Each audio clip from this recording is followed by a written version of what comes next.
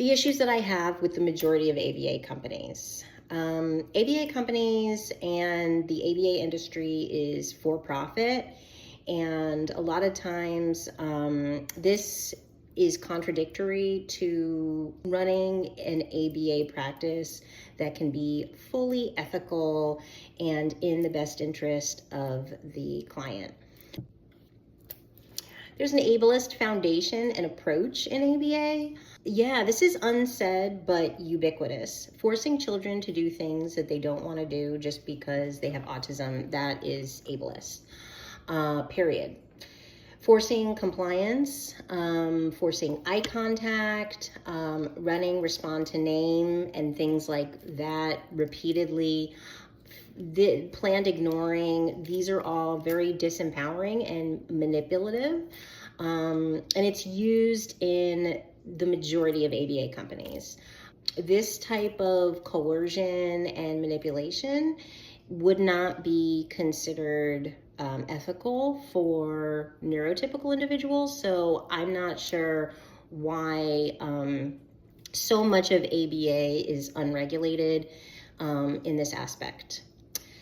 The high number of hours and the long therapy hours with a lot of interaction, which is very overstimulating. That would, 4 hours after school would be overstimulating for a neurotypical individual, let alone a child who comes home from school and then has to interact for another 4 hours before they go to sleep. The reason why the high number of hours are pushed in ABA companies is because the research says that treatment intensity should correspond to the impact of the individual, like how impacted are they, and is the program focused or comprehensive. So if you have a child who's very impacted and they choose a comprehensive program, you could be looking at anywhere from like 20 to 30 hours typically. This is very difficult for most families to accommodate, obviously. And I've worked at companies where we've literally dropped clients because families are not able to fulfill the therapy hours. Just to veggie back on that, therapists are also pushed to increase their trial count, which means, when your child is on a break, they're expected to be running trials.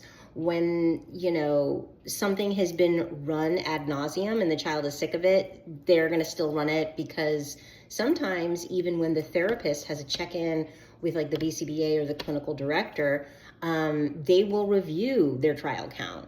So if you have under a certain trial count, then you're red flagged as not having a productive session. And that encourages therapists to just be running things just for the sake of running things, not whether it's in the best interest of the client. So with that, I wanted to talk about burnout. Burnout is a real thing. It happens to BCBAs and BTs alike. And, again, I think it's because of the for-profit model. And you have these companies with higher ups that get paid six-figure salaries, but they're not generating any money. The people generating money are the BCBAs and the BTs. They are pretty much the only people in the company generating money for the company. So, it's nothing to them to give you a ridiculous caseload that's not manageable, and really makes you feel as a clinician as though, like you're never catching up. It's always something to deal with. You go home and you have work at home. You're working over the weekends. You might be finishing a report till midnight. I'm sure there's plenty of clinicians who have excellent time management, and more power to them. But it's not even just that. A lot of times with these companies, they'll put administrative work on their clinicians. So on top of your caseload, then you have a ridiculous amount of administrative tasks to complete for the company, and that's all non-billable, right? But you're salaried, so they can work you to the bone, and it doesn't matter one iota to them. And then in terms of the BTs, Many times BTs are really not taken into consideration in terms of like their wants, their needs. Like they'll voice concerns like, a location is too far for them to drive, or, they don't have enough stimuli, or, whatever it is, it just feels like, it depends who their BCBA is. It depends who their clinical director is. And again, a lot of times, like, the people who are on the frontline soldiers in this movement to, help individuals with autism live their best life, we're not taking their needs into consideration enough as an ABA field. And so, yeah, these are all things that are problematic and need to be fixed. The last thing that I want to talk about in terms of what I don't like about ABA companies is running off of outdated models of learning and education and ABA, right? And this is the crux of the issue, I think, for why ABA is problematic. The foundations of ABA are a bit shady.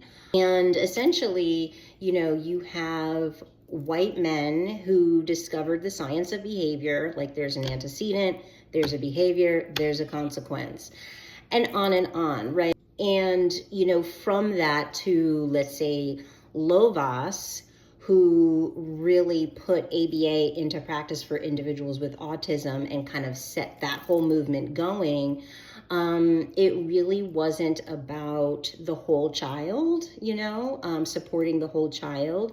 It was really about getting the children caught up to their neurotypical peers.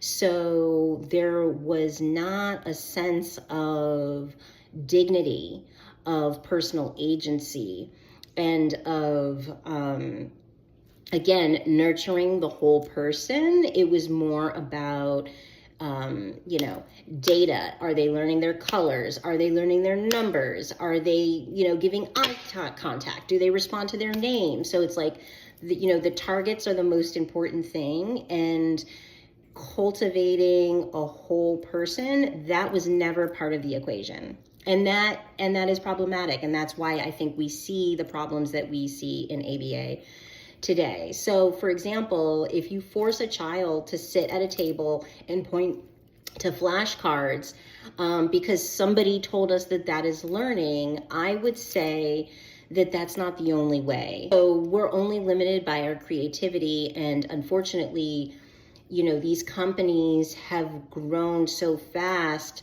that they really haven't caught up with like the new modalities that a more holistic approach would be looking at. So for example, are we making sure that children are connecting to nature, going outside and playing in the grass, or playing with natural materials in their home, like sand, water, rocks, earth? These are the kind of things that will help them connect to the earth, feel more connected to the earth.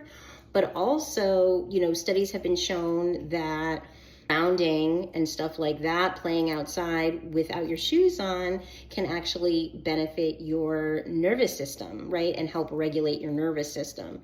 So we do know that, many individuals on the autism spectrum and people in general, have sensory issues, maybe nervous system regulation issues.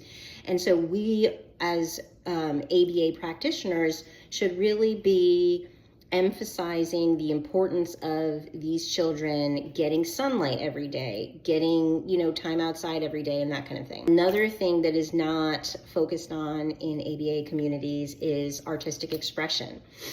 Tapping into what the child is naturally drawn to for artistic expression, or just making sure we're incorporating an artistic component into the child's programming.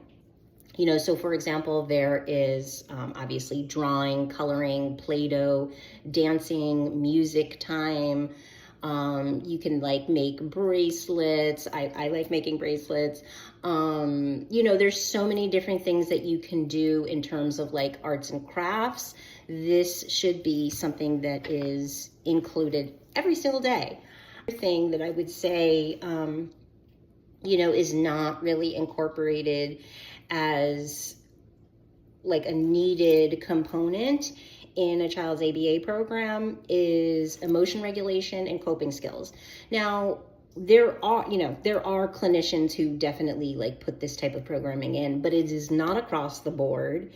And emotion regulation should be as important as any other skill that this child is learning. So learning coping skills and just practicing different modalities of energy healing. So we're talking like tapping, EFT tapping, like that, saying positive affirmations, like I am strong, I can do hard things, I am amazing. Incorporating things like using singing bowls or, anything else that may seem hippy dippy or out of the normal. These are the things that we should actually start incorporating into our ABA practice, to help our very sensitive individuals that we work with regulate, because their self-regulation will be the key to them being able to tap in and focus on learning other skills. Okay, so another thing that I actually wanted to mention was health and wellness in terms of the child's diet. So that is not something at all that ABA companies really address with families. And I think that it's something that needs to be addressed, or at least just like encouraged. And, there should be education for the families on, how they can help their child cleanse their body, detox their body from, let's say heavy metals and, other toxins that are weighing their system down and hampering progress. So that is another component I think that needs to be included in a holistic ABA model. So that's it. Let me know what you guys think in the comments below. I am the owner and founder of Joyful and Holistic ABA. We're a brand new ABA company, so I'm just getting started, but this is what is going to really, I think, evolve ABA, is more people like me creating companies that really focus on whole child development